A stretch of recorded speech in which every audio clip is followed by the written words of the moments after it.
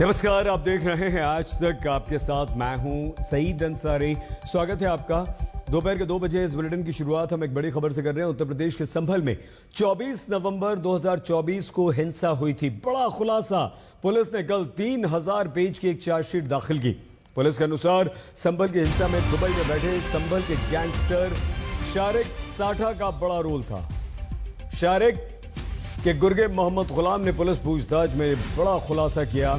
उसके अनुसार संभल में हिंसा से ठीक एक दिन पहले दुबई से संभल में फोन कॉल आया।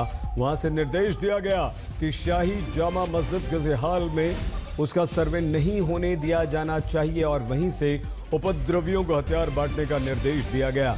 पुलिस के अनुसार शारिक के गुर्गे मोहम्मद गुलाम ने उपद्रवियों को हथियारों की सप्लाई की।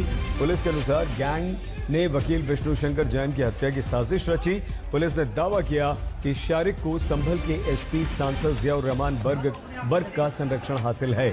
बताया जाता है कि शारिक दाऊद इब्राहिम की डी कंपनी से भी जुड़ा हुआ है।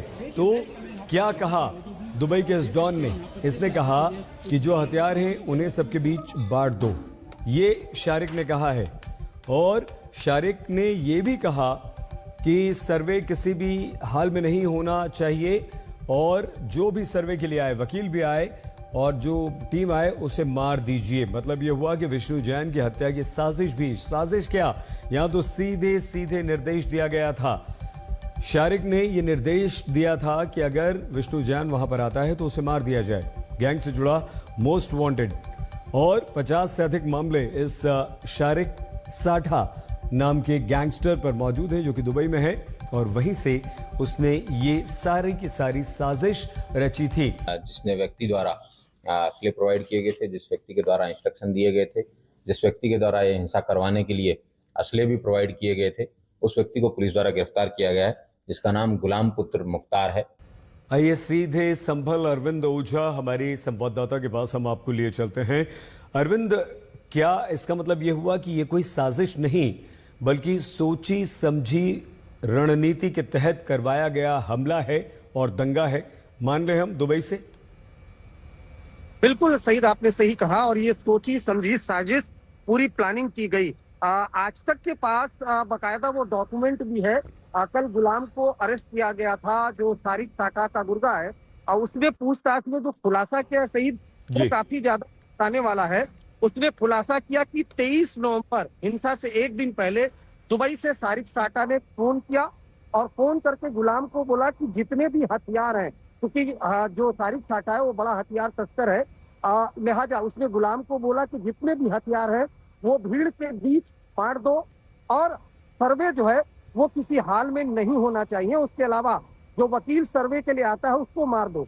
जिसके बाद पूरी प्लानिंग की गई। गुलाम ने जो हथियार है वो भीड़ के बीच बांटे, लेकिन उससे भी बड़ा खुलासा सही ये है कि जो भीड़ में शामिल लोगों की मौत हुई थी वो गोली शारिक साठा के लोगों ने ही चलाई थी। उनका मकसद था कि कुछ पुलिस वालों की मौत हो, कुछ आम नागरिकों की मौत हो, जिससे दंगा और ज्यादा भड़के। देसी तार यहीं से जुड़ते हुए नजर आ रहे हैं।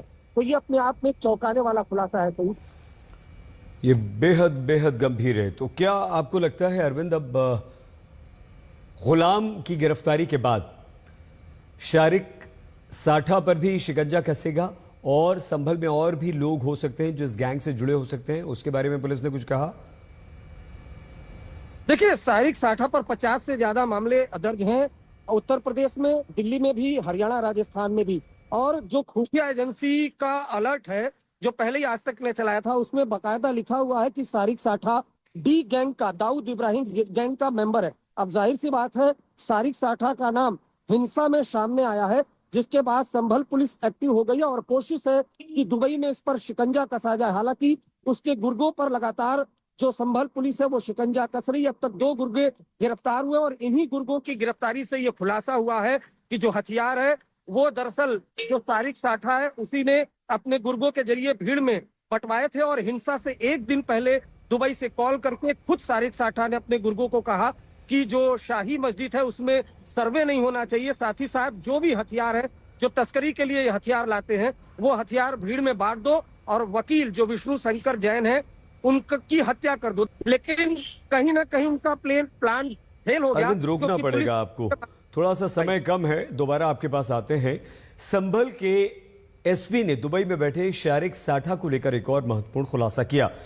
एसपी साहब का कहना है कि संभल की राजनीति पर बर्ग परिवार का संरक्षण जो है वो साठा को, शारिक साठा को हमेशा से मिलता रहा है। इस पर क्या कह रहे हैं बर्ग, आप सुनिए। वर्ष 2014 में यहाँ से शफीकुर रहमान बर्क नाम के व्यक्ति हैं जो इस दुनिया में नहीं है अभी। इन्होंने समाजवादी पार्टी से चुनाव लड़ रहे थे। ये किसी एक दूसरे अन्य पार्टी के कैंडिडेट के सामने चुनाव लड़ रहे थे, तो एक अन्य राजनेता जो मुस्लिम बिरादरी के ही हैं वो किसी अन्य को सपोर्ट कर रहे थे।